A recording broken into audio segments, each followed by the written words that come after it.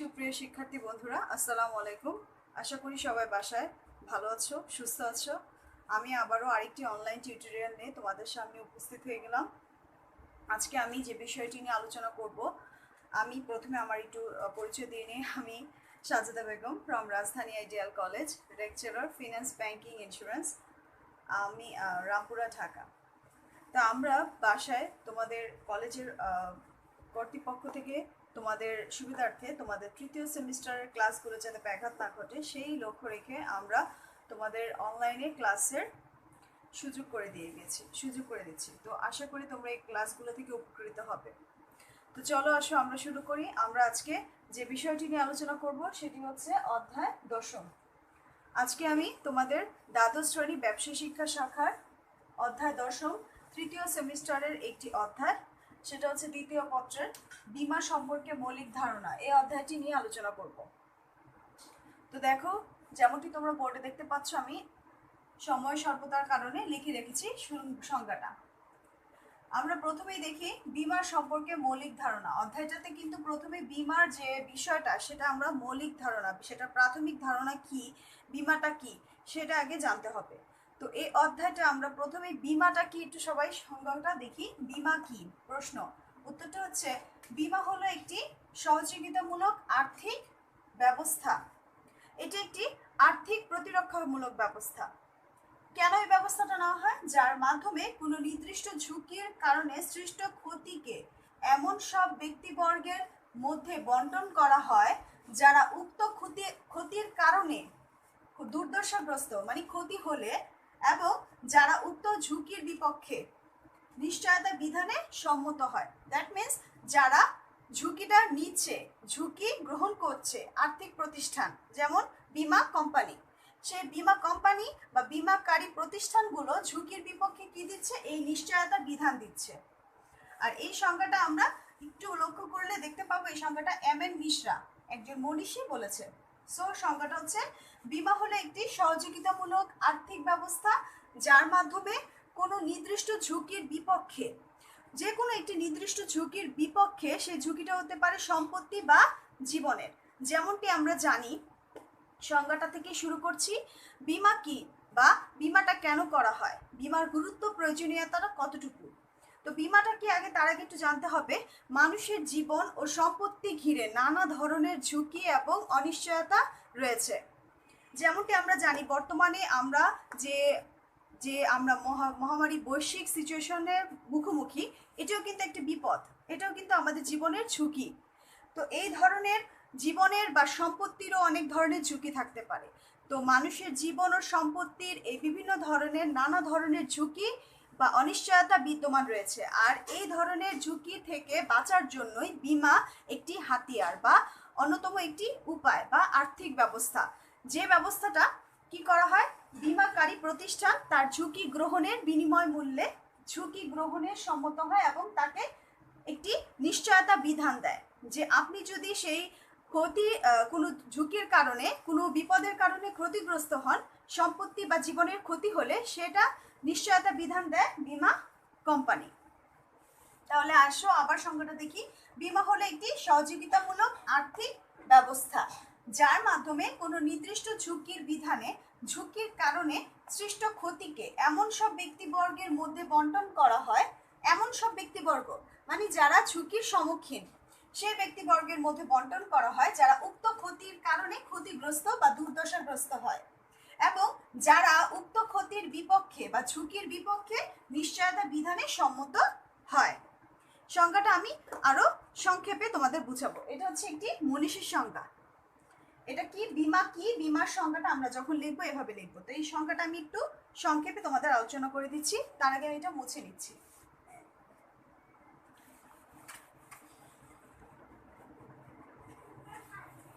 তাহলে আমরা বলতে পারি বীমা হলো একটি আর্থিক প্রতিরক্ষা, বীমা হলো একটি আর্থিক প্রতিরক্ষা মূলক ব্যবস্থা। বীমা হলো একটি আর্থিক প্রতিরক্ষামূলক ব্যবস্থা এটা একটি আর্থিক প্রতিরক্ষামূলক ব্যবস্থা। কেন বীমা একটি আর্থিক প্রতিরক্ষামূলক ব্যবস্থা? কেন? কারণ মানুষের জীবন ও সম্পত্তি ঘিরে যে ধরনের বিপদ বা ঝুঁকি রয়েছে, সেই ঝুঁকির বিপক্ষে আর্থিক প্রতিরক্ষামূলক ব্যবস্থা হচ্ছে কি? বীমা। তাহলে এই বীমাটা একটি নিশ্চয়তা বা ব্যবস্থা বা পদ্ধতি বা হাতিয়ার বা মাধ্যম, যার মাধ্যমে বীমাকারী বীমা গ্রহীতাকে নিশ্চয়তা প্রদান করে যে বীমা গ্রহীতা কোনো সম্পত্তি বা জীবন বা ঝুঁকির কারণে কোনো ক্ষতিগ্রস্ত হলে তাহলে বীমাকারী প্রতিষ্ঠান তাকে ক্ষতিপূরণ প্রদান করবে। তার মানে এখানে দুই বা ততোধিক পক্ষ জড়িত থাকবে। তাহলে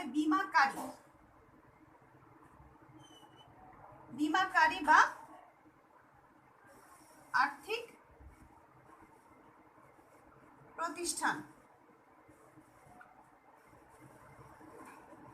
যে নাকি কি করে ঝুঁকি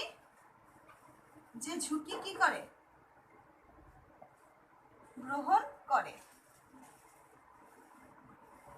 জীবন ও সম্পত্তির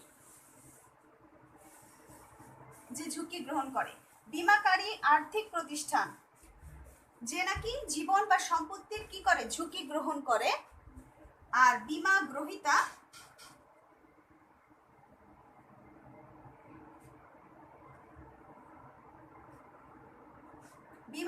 হলো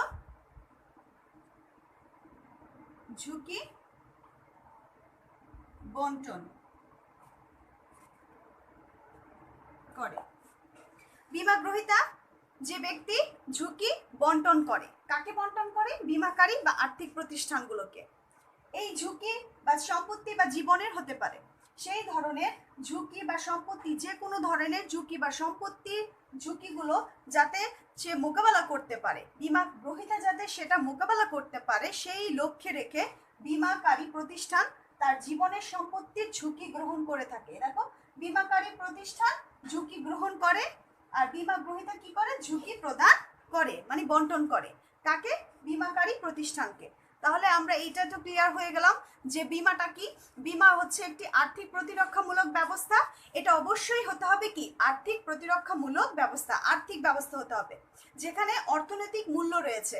কারণ বীমা গ্রহীতা যদি ক্ষতিগ্রস্ত হয়, জীবন ও সম্পত্তির যদি কোনো ক্ষতি দ্বারা ক্ষতিগ্রস্ত হয়, তাহলে সে যাতে আর্থিকভাবে নিশ্চয়তা পায়, সেই লক্ষ্য রেখে কিন্তু এই বীমা। এটা থেকে আমরা কিন্তু আরো কিছু বিষয়, এই সংজ্ঞাটা আমরা অন্যভাবে বলতে পারি যে বীমা হলো এক ধরনের হাতিয়ার বা চুক্তি, অথবা বীমার এই সংজ্ঞাগুলো থেকে আমরা বিভিন্ন ধরনের বৈশিষ্ট্য আমরা লক্ষ্য করতে পারি। যেমনটি আমরা একটু রেখে দিচ্ছি, বীমা হলো একটি আর্থিক প্রতিরক্ষামূলক ব্যবস্থা, আর এটার কাছ থেকে কিছু বৈশিষ্ট্য লক্ষ্য করা যায়।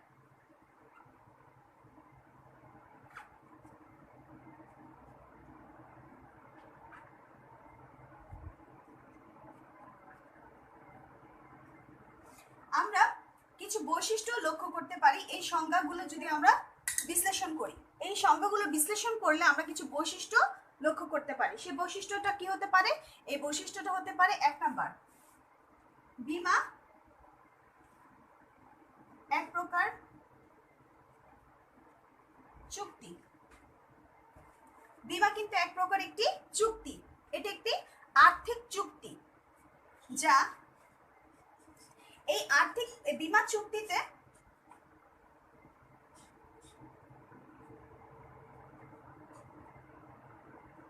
দুই বা ততোধিক ব্যক্তি জড়িত থাকে। এই বীমা চুক্তিতে 2 বা ততোধিক ব্যক্তি জড়িত থাকে বা থাকতে পারে, যেমন বীমাকারী এবং বীমা গ্রহীতা, এবং বীমা গ্রহীতা 1 বা ততোধিক হতে পারে, বীমাকারীও 1 বা 2 বা ততোধিক হতে পারে। এজন্য বলা হয় বীমা চুক্তিতে 2 বা ততোধিক ব্যক্তি জড়িত থাকে।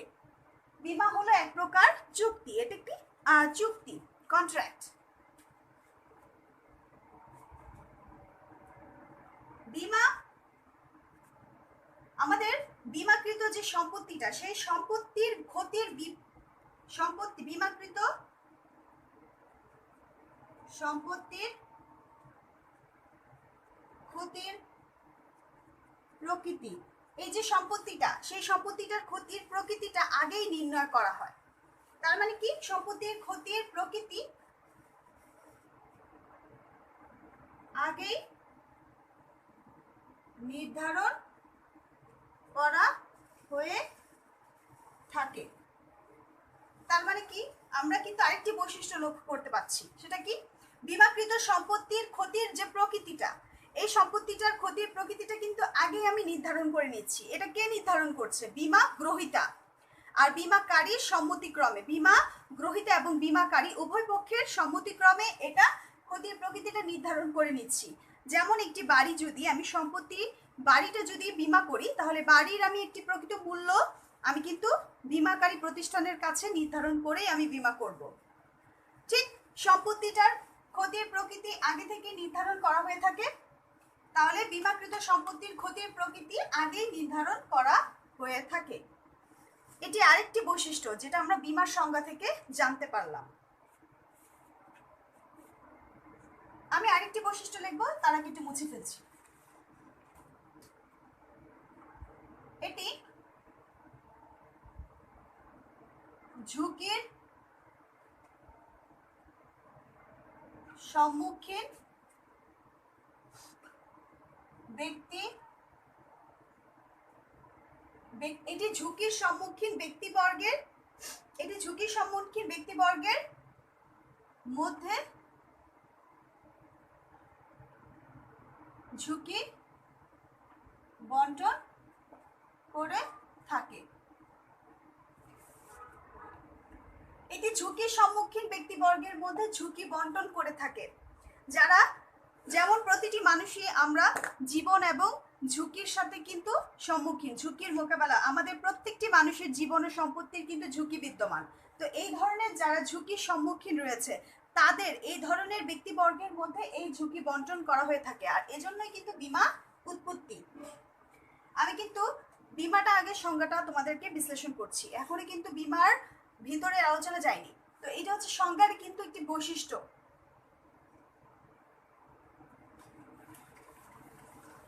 আরেকটি বৈশিষ্ট্য হচ্ছে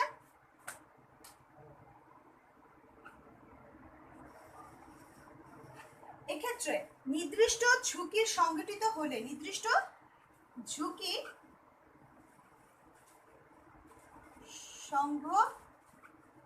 এখানে যদি নির্দিষ্ট ঝুঁকি সংগঠিত হয়, সংগঠিত হলে, যদি ঝুঁকি সংগঠিত না হয় তাহলে তো ক্ষতিপূরণ পাবে না। এজন্যই বলেছে নির্দিষ্ট ঝুঁকি সংগঠিত হলে চুক্তির শর্ত অনুযায়ী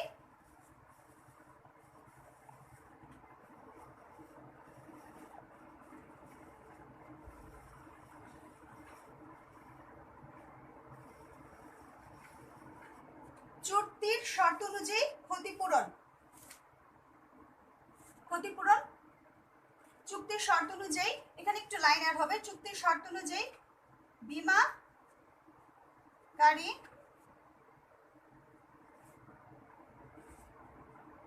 এখানে কে কাকে দিচ্ছে? বীমাকারী বীমা গ্রহীতাকে।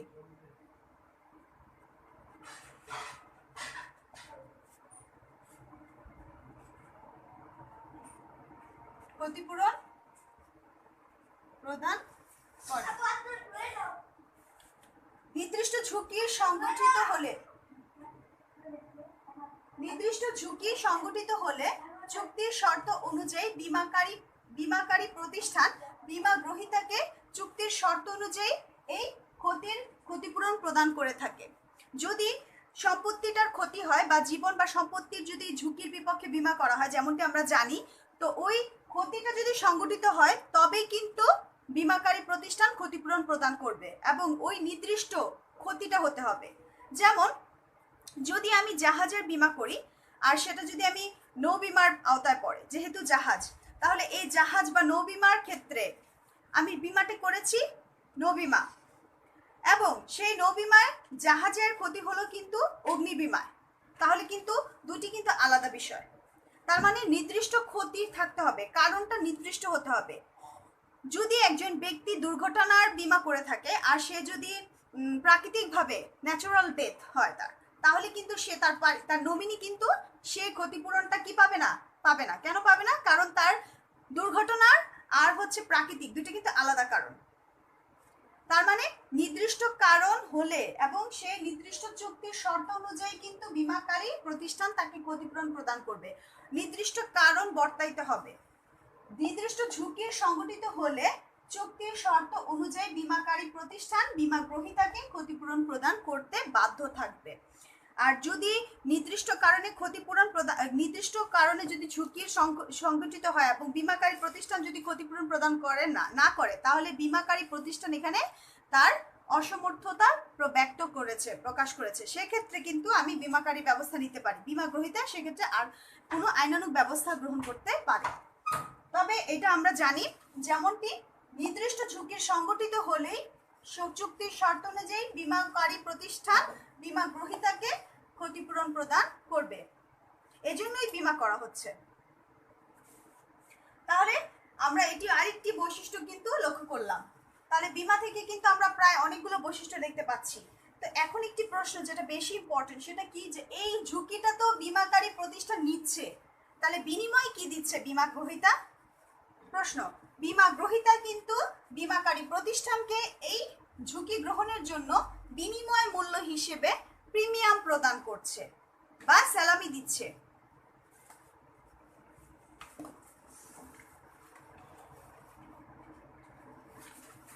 তাহলে আরেকটি বৈশিষ্ট্য কি?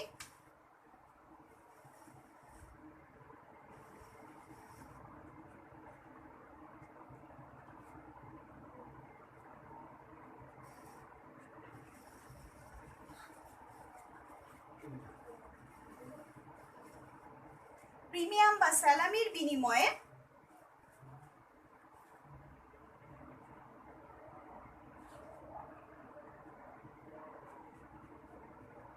এই প্রিমিয়াম বা স্যালামির বিনিময়ে বীমা কোম্পানি জীবন ও সম্পত্তির ঝুঁকি গ্রহণ করে থাকে। এই প্রিমিয়াম বা স্যালামির বিনিময়ে বীমা কোম্পানি জীবন ও সম্পত্তির ঝুঁকি গ্রহণ করে থাকে। কে গ্রহণ করে থাকে? বীমাকারী প্রতিষ্ঠান। বীমাকারী প্রতিষ্ঠান একটা বীমা গ্রহীতার জীবন ও সম্পত্তির ঝুঁকি নিচ্ছে। কেন নিচ্ছে? সেই বিনিময় মূল্য হিসেবে বীমা গ্রহীতা বীমাকারী প্রতিষ্ঠানকে যে মূল্যটা প্রদান করে তাকেই বলা হয় স্যালামি বা প্রিমিয়াম। তার মানে স্যালামি বা প্রিমিয়াম বিনিময়ে বীমা কোম্পানি জীবন ও সম্পত্তির ঝুঁকি গ্রহণ করছে। ক্লিয়ার? তাহলে আমরা কিন্তু আরেকটা বৈশিষ্ট্য জানতে পারলাম।